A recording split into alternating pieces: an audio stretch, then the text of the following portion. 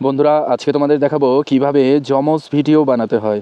এজন্য আমরা প্রথমে ইনশর্ট এই অ্যাপসটার উপরে টাচ করব, তারপর নিউ অপশনে চলে যাব। নিউ অপশনে যাওয়ার পরে আমার দুইটা ভিডিও ক্লিপ রেকর্ড করতে হবে। তো দুইটা ভিডিও ক্লিপ রেকর্ড করার জন্য মোবাইলটা এমন একটা জায়গায় রাখবে যেন মোবাইলটা কোনো অবস্থাতে বিন্দু পরিমাণ নড়াচড়া না করে। ঠিক ওই রকম একটা জায়গায় মোবাইলটা রেখে তারপর ভিডিও করতে হবে দুইটা ক্লিপই। প্রথমে আমি যে ক্লিপটা ভিডিও করেছি সেটার উপরে আমি টাচ করছি। নিচে ডান দিকে টিক অপশন আছে, এটার মধ্যে টাচ করব। টাচ করার পরে এই যে দেখো ইনশর্ট লোগোটা আছে, এটা আমি রিমুভ করে দেবো। তাই এই যে ডান দিকে এটার উপরে টাচ করব। টাচ করার পরে ফ্রি রিমুভ এটার উপরে টাচ করব। দেখো লোগোটি রিমুভ হয়ে গেছে। এবার দেখো এই যে প্রথম ভিডিওটি আমি যেখানে রেখে রেকর্ড করেছি, এই যে একটা নির্দিষ্ট জায়গার মধ্যে রেখে ভিডিওটি রেকর্ড করবে যেন চুল পরিমাণও নড়াচড়া না করে। আর দ্বিতীয় রেকর্ডটিও ঠিক একই জায়গার মধ্যে থাকবে, কোনো অবস্থাতেই যেন চুল পরিমাণ নড়াচড়া না করে। দেখো এখানে কিন্তু আমি কোনো কথা বলিনি, জাস্ট তোমাদের বোঝানোর জন্য আমি ভিডিওটা তৈরি করেছি।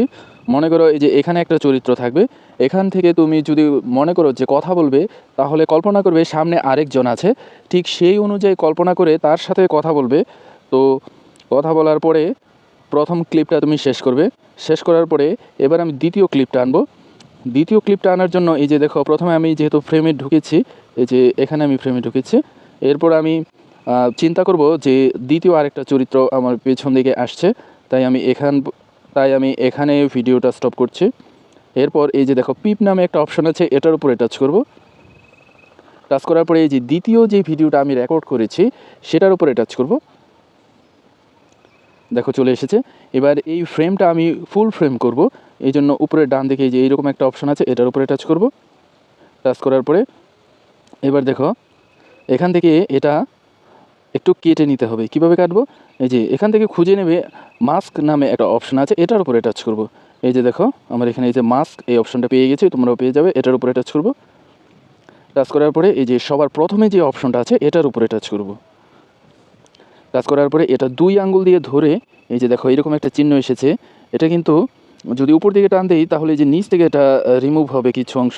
তো এটা স্ক্রিনের উপর 2টি আঙ্গুল টাচ করে এটা এভাবে ঘোরাবো। এই যে দেখো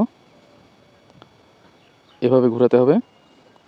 তো যাই হোক, এটা এখন আমি অর্ধেক পর্যন্ত রাখবো। এই দেখো এখানে যদি আমি রাখি তাহলে আমার নিজের ছবির অর্ধেক অংশ কেটে যাবে। তো আমি এটা এই পর্যন্ত রাখছি। রাখার পরে যে ডান দিকে টিক চিহ্ন আছে এটার উপরে টাচ করব। এবার এই যে দেখো দ্বিতীয় চরিত্রটি কিন্তু আমার ফ্রেমে এখন আসবে। এই যে দেখো চলে এসেছে। এখন প্রথম চরিত্রটি আমাকে যা যা প্রশ্ন করেছে সেই প্রশ্নগুলো তুমি কোনো একটা খাতায় লিখে রাখবে বা মনে রাখবে। এবং প্রথম চরিত্র প্রশ্ন করার পরে এই যে দ্বিতীয় যে চরিত্রটা আনলাম সেই চরিত্র সেই প্রশ্নের উত্তর দেবে।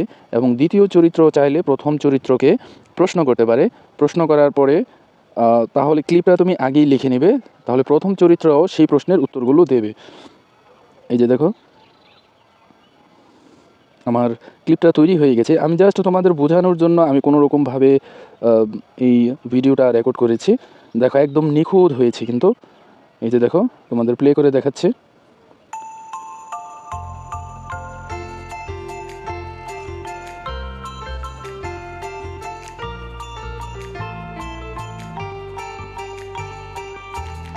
পরিষ্কারভাবে কিন্তু জমজ ভিডিও হয়ে গেল।